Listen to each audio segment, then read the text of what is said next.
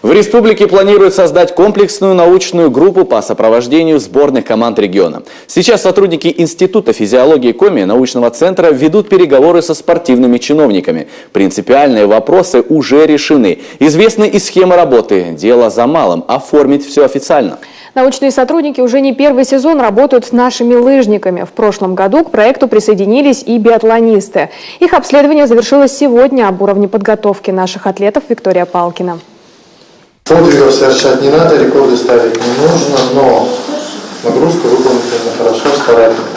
Через каждые 2 минуты нагрузку увеличивают, до тех пор, пока организм не выведут на пик физических возможностей. Аппарат Oxycon Pro фиксирует одновременно десятки показателей. Для спортсменов особенно важен факт анаэробного порога, когда включается так называемое второе дыхание, которое отвечает за выносливость. Установлен газоанализатор, который позволяет рассчитать все эти показатели объективно. То есть постоянно забирается разцы воздуха из маски, через которую дышит спортсмен, и проводится анализ уровня кислорода и углекислого газа, что и позволяет рассчитать соответствующий показатель на основе инструментальных методов.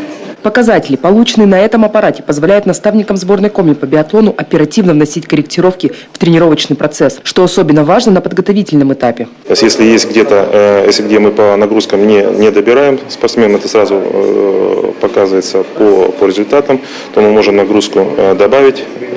Если есть где-то проявляется утомляемость в показаниях, то можем снизить нагрузки или рекомендовать восстановительные мероприятия.